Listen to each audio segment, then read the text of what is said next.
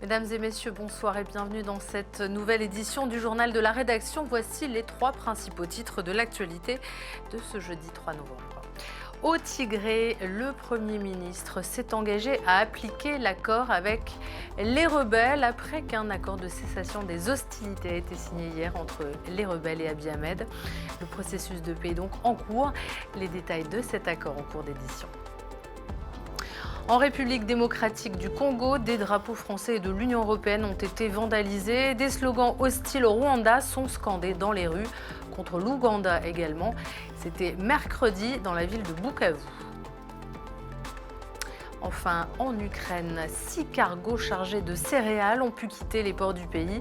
La reprise de l'accord d'exportation des céréales par la Russie a été annoncée hier. Dans la foulée, les 6 cargos ont pu quitter les ports d'Ukraine tôt ce matin.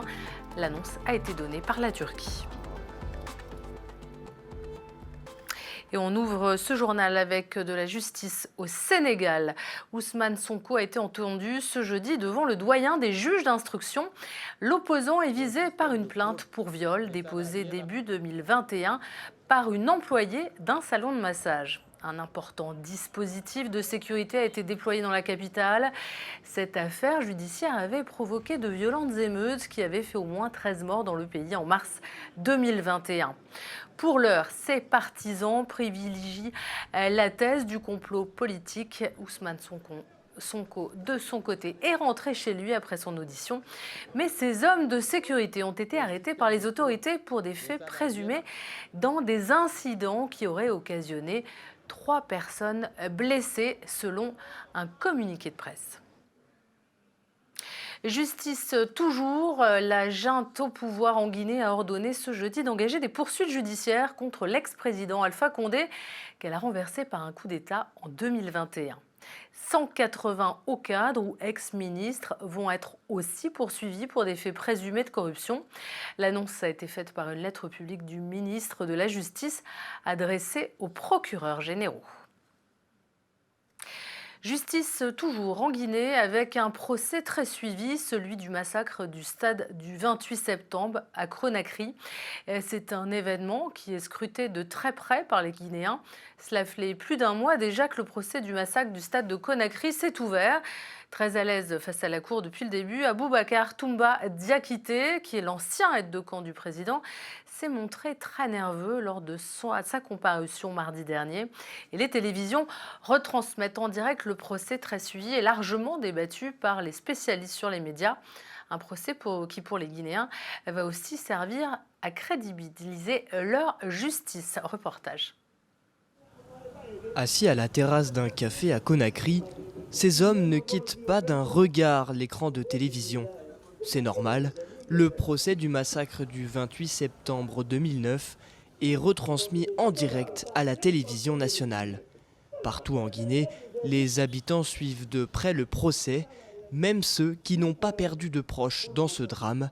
C'est le cas de Talibé. C'est la première fois voir un tel procès à Conakry et ça va aussi crédibiliser notre justice. Voilà, et ça va mettre, les autres vont se ressaisir pour ne plus faire du mal au peuple de Guinée. Je n'ai pas eu de parents ni d'amis qui ont été victimes dû à ce massacre, mais c'est le peuple de Guinée dans son ensemble qui a été victime. Donc moi, étant artiste, nous voulons la lumière sur cette affaire. Même chose à la radio, des émissions très écoutées, comme Mirador de la radio FIM FM, où les invités commentent et analysent les audiences du procès historique du massacre et des exactions du 28 septembre 2009 dans un stade de Conakry. Le sujet est débattu tous les jours dans l'émission. Ce procès, il a quelque chose d'éducatif pour la population par rapport justement au fait que la justice peut prendre ses responsabilités et connaître des crimes qui sont reprochés à tout citoyen, y compris à l'État guinéen. Mais ce procès également, beaucoup l'espèrent, va permettre de mettre une sorte de holà aux crimes que cet État n'a cessé de perpétrer contre ses citoyens. Chaque journée de ce procès restera dans les mémoires en Guinée, après avoir été attendu pendant 13 ans par les victimes.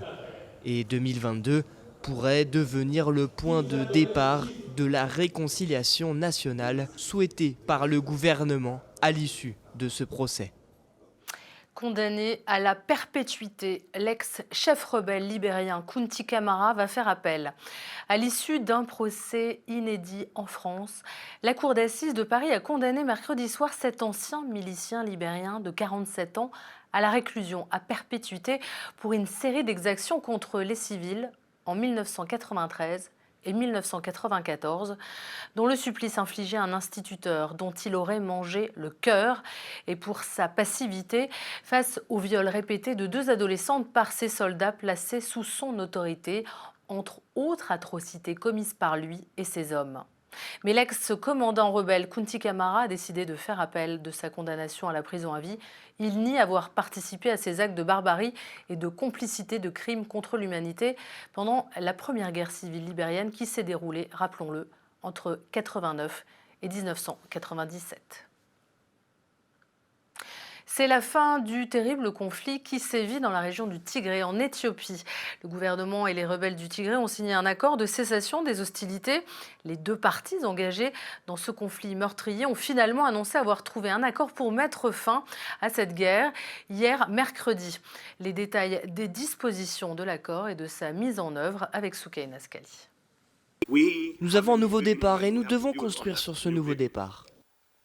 Plus d'une semaine après le début des pourparlers entre rebelles tigréens et armée fédérale éthiopienne, les 2 parties sont parvenues mercredi à un accord de cessation des hostilités. Un accord conclu sous l'égide de l'Union africaine. Aujourd'hui, c'est le début d'une nouvelle ère pour l'Éthiopie, pour la Corne de l'Afrique et pour l'Afrique dans son ensemble. L'accord, négocié à huis clos pendant une semaine, devrait en théorie permettre de reprendre l'acheminement de l'aide humanitaire, restaurer la loi ou encore mettre en place un programme de désarmement. J'espère donc que nos efforts pour faire taire les armes seront sérieusement suivis d'effets. Notre peuple mérite toute la paix du monde et nous devons reconstruire les communautés qui ont déjà été anéanties à la suite d'une guerre aussi sanglante qui s'est poursuivie ces 2 dernières années et se poursuit encore. À la veille du second anniversaire du conflit, jugé comme l'un des plus meurtriers au monde selon Amnesty International, la situation sur le terrain se dégrade. Les attaques de part et d'autre ont provoqué une catastrophe humanitaire, déplacé plus de 2 millions d'Éthiopiens et plongé des centaines de milliers de personnes dans des conditions proches de la famine. C'est maintenant à nous tous d'honorer cet accord. Nous devons respecter la lettre et l'esprit de cet accord. Le peuple éthiopien attendait plus que le test de cet accord. Il demande la paix et l'harmonie. Il désire le développement. Il a bavardé d'une main prometteuse d'un avenir brillant. Les détails de l'accord évoquent la sauvegarde de la souveraineté et de l'intégrité territoriale de l'Éthiopie. Sur la question de l'intervention au Tigré de l'armée érythréenne, le texte prévoit un programme de désarmement et de démobilisation en prenant en compte la situation sécuritaire sur le terrain. En République démocratique du Congo, il y a 10 ans tout juste, les rebelles du M23 s'emparaient de Goma. Aujourd'hui, la même rébellion est à quelques dizaines de kilomètres de la grande ville de l'Est du pays qui, encore une fois, vit dans la crainte et l'incertitude. Lundi dernier, des manifestants sont descendus dans la rue. Ils accusent le Rwanda de soutenir le M23. Loin de faire reculer ces forces rebelles, l'armée congolaise est en grande difficulté. Les détails avec Émeric Towignan. Jour de marché ici à Goma, à l'est de la RDC. Si acheteurs et marchands vaquent calmement à leurs occupations, il n'en demeure pas moins que la majorité ici vit dans la crainte. Une crainte alimentée par la guerre entre l'armée et les rebelles du M23. Le groupe armé a gagné du terrain ces dernières semaines. Il s'est emparé des localités comme Kiwanja et Rutshuru Centre, une ville située à 70 km de Goma. Leur avancée inquiète la population qui vit désormais une peur permanente. Je connais une amie à moi qui a avorté d'une grossesse de 5 mois suite au traumatisme causé par cette guerre. Cela parce qu'avant-hier, on nous a alertés disant que le M23 arrive à Goma dans 3 jours, à la suite de ces craintes. Comment voulez-vous qu'on ne puisse pas avoir peur? En plus, nous apprenons que les soldats du gouvernement sont tués chaque jour. Aujourd'hui, mes enfants aussi refusent d'aller à l'école. Ils pensent que ça peut éclater à tout moment. Certains ne sont même plus intelligents à l'école à la suite du traumatisme. Il y a 10 ans tout juste, les rebelles du M23 s'emparaient de Goma pendant une dizaine de jours avant d'être vaincus par les forces armées congolaises et les casques bleus après 18 mois de guérilla. Aujourd'hui, ce même groupe armé est à quelques dizaines de kilomètres de la grande ville de l'Est du pays. Une progression qui ravive un passé douloureux et plonge la population dans la crainte et l'incertitude. Nous sommes également préoccupés de voir qu'après 10 ans, nous revenons au cycle de départ avec les mêmes rebelles, les mêmes protagonistes. Pourtant, on était sûr qu'on avait l'espoir de vivre la paix durable. Mais hélas, nous demandons à nos autorités de pouvoir renforcer l'effectif des FARDC pour que l'option militaire puisse mettre fin à ces cycles de violence. Face à la menace, Goma se sent abandonné. Nous sommes abandonnés par la communauté internationale parce qu'on ne comprend pas. On est en train de démontrer toutes les preuves possibles qui démontrent que certains pays voisins sont en train de soutenir cette force négative, mais il n'y a aucune déclaration. Ils nous encouragent de passer à la négociation. La RDC accuse le Rwanda voisin de soutenir les rebelles du M23 dans cette guerre à l'est du pays. Accusation rejetée jusqu'ici par Kigali, alors qu'il y a quelques mois, un rapport d'enquête de l'ONU a confirmé l'implication du Rwanda aux côtés du groupe rebelle dans ce conflit. Au fur et à mesure que le groupe armé des M23 progresse sur le terrain, la crainte s'amplifie à Goma, qui ne sait plus à quel sein se vouer. Toujours en RDC, les réactions de la population sont toujours aussi fortes. Des drapeaux français de l'Union européenne ont été vandalisés et des slogans hostiles au Rwanda sont scandés dans les rues ou contre l'Ouganda. C'était mercredi à Bukavu, dans l'est du pays. Les manifestants continuent de se mobiliser contre la rébellion du M23. Lorraine Mabou.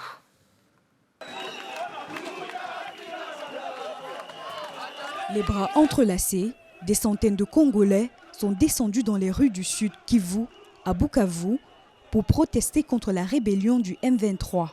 En scandant des slogans hostiles au Rwanda et à l'Ouganda, accusés respectivement de soutenir le M23 et les ADF, deux groupes rebelles qui sévissent dans l'est du pays. Ils crient également leur colère contre l'Occident, qui selon eux soutiendrait le Rwanda et l'Ouganda. Pour exprimer leur mécontentement, les manifestants ont scandé des slogans pro-russes et ont brûlé les drapeaux de l'Union européenne et de la France. Vivant à l'est de la RDC est victime de multiples agressions du Rwanda et de l'Ouganda. Sous la bénédiction de grandes puissances, essentiellement les États-Unis d'Amérique, la Grande-Bretagne, la France et les autres pays, venons par la présente manifestation exprimer au monde entier notre ras-le-bol sur ce que nous qualifions d'injustice et de discrimination internationale contre les Congolais que nous sommes. Après une intense manifestation contre le Rwanda, lundi dernier à Goma, c'est du côté du sud Kivu qu'une marche de protestation populaire contre l'agression du M23 s'est déroulée ce mercredi. Une marche qui intervient après les avancées de la rébellion qui contrôle désormais plusieurs villes de l'est de la RD Congo. Nous exigeons à dater de ce jour la fermeture de nos frontières avec les pays agresseurs jusqu'à nouvel ordre, car ils ont prouvé qu'ils sont des voisins de très mauvaise foi. Continuer à leur ouvrir nos frontières est un signe de naïveté et de complicité volontaire à notre propre malheur. Dimanche, le gouvernement congolais a expulsé l'ambassadeur rwandais en République démocratique du Congo. Face à la situation sécuritaire de plus en plus critique à l'est de la RDC, les chefs d'État des pays de l'Afrique de l'Est ont décidé d'envoyer sur le terrain une force régionale pour aider à stabiliser le pays. Mais les manifestants rejettent cette solution et souhaitent plutôt un renforcement de l'effectif des FARDC. Parlons maintenant des élections législatives au Bénin. Le dépôt des candidatures pour l'élection du 8 janvier 2023 s'est terminé ce jeudi. La commission électorale a réceptionné 8 listes de formations politiques, dont celle du parti d'opposition Les Démocrates. Les impôts ont délivré à Eric Oundete, président des Démocrates, son quitus fiscal avant la clôture. Le parti signale tout de même qu'une quinzaine de ses membres courent encore après le précieux sésame. L'opposition est donc prête à participer au scrutin. C'est une bonne nouvelle pour la démocratie, car en 2019, aucun parti d'opposition n'avait franchi l'étape du dépôt des dossiers et n'avait pu donc participer aux élections. Il faut maintenant attendre la publication des listes pour savoir si le scrutin sera vraiment inclusif, comme le réclame l'opposition, la société civile et les partenaires. Reportage de notre correspondant local sur place. Le 8 janvier 2023. C'est la date retenue par la Commission électorale nationale autonome pour les élections législatives prochaines au Bénin.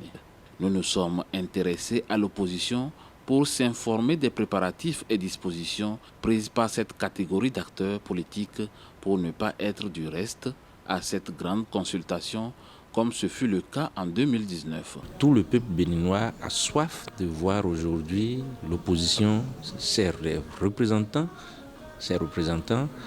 être allés au palais des gouverneurs.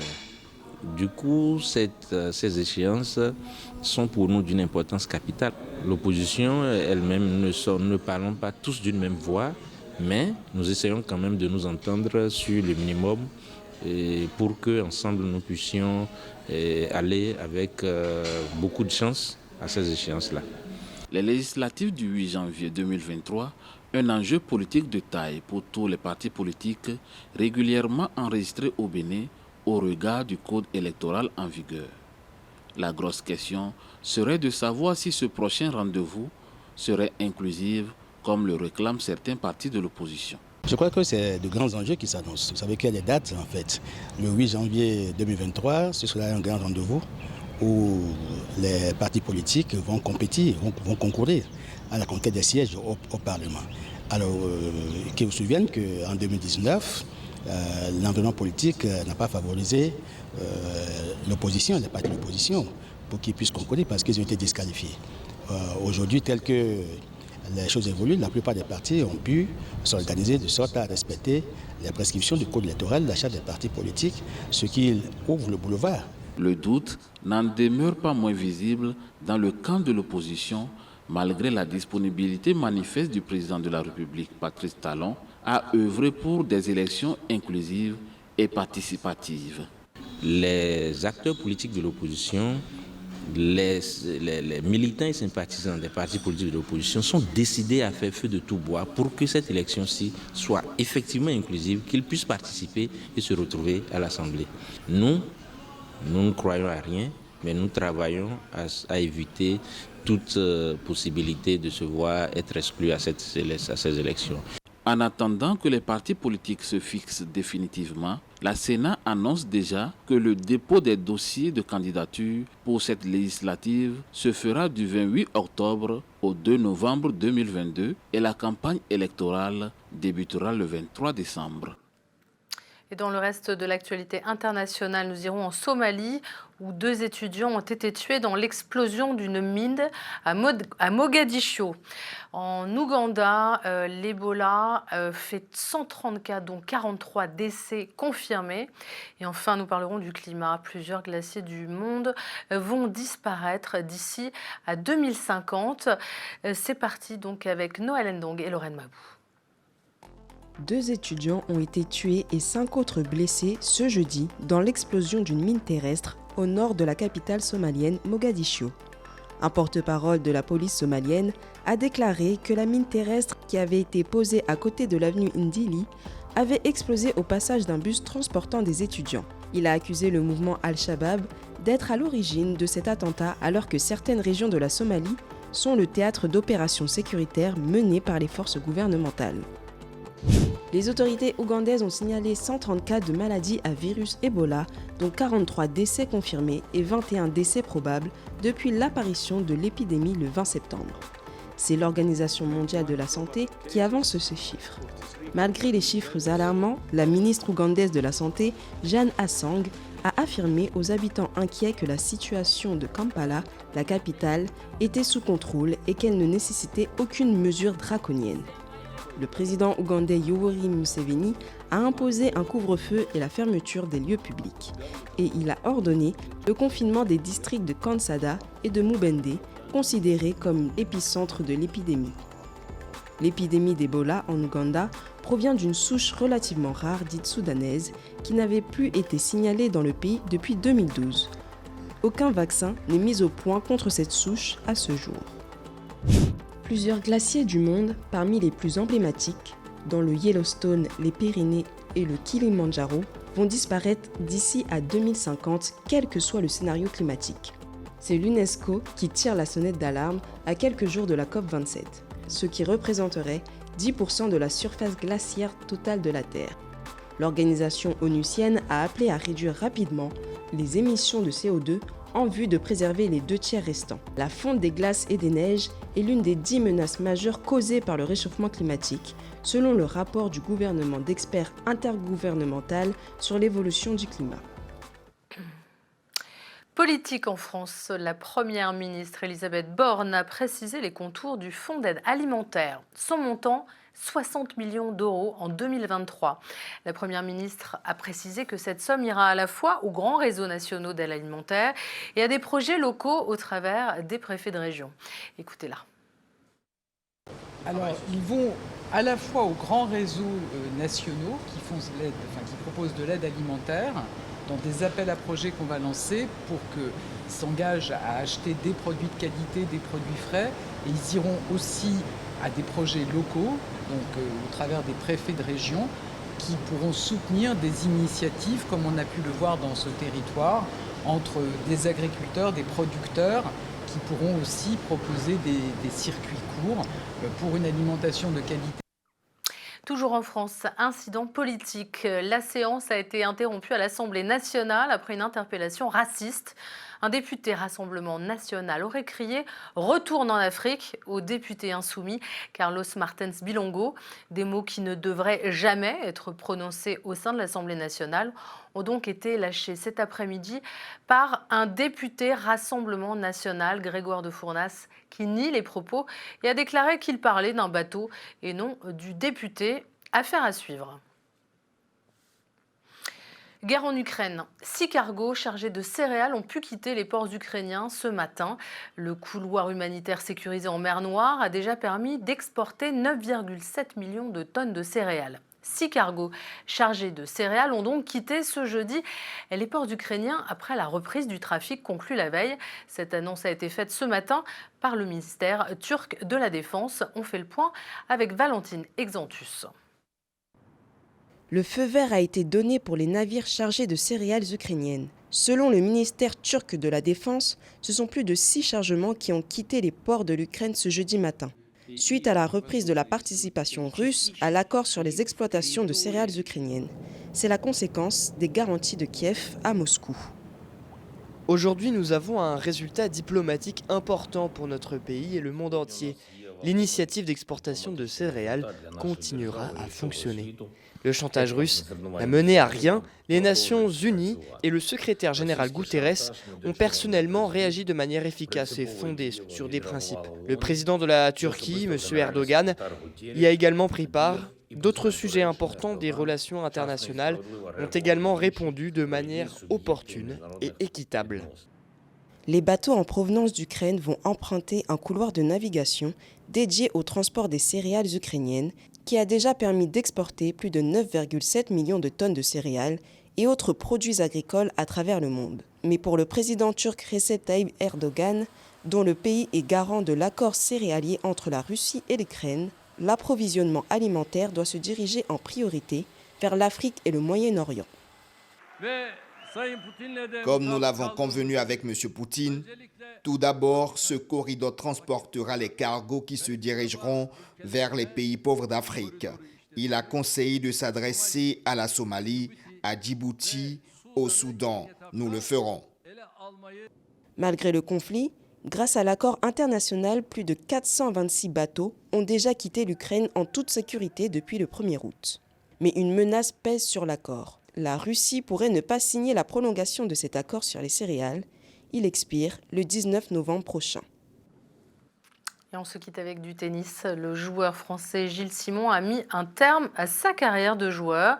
Aujourd'hui, après sa défaite en 8e de finale du Master 1000 de Paris face au Canadien Félix Auger-Aliassime, 8e du mondial contre 6-1, 6-3.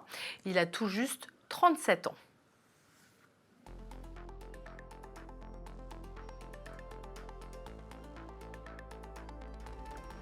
C'est la fin de ce journal. Restez avec nous. Le programme continue sur Télé Sud. En attendant, je vous souhaite à toutes et à tous une excellente soirée.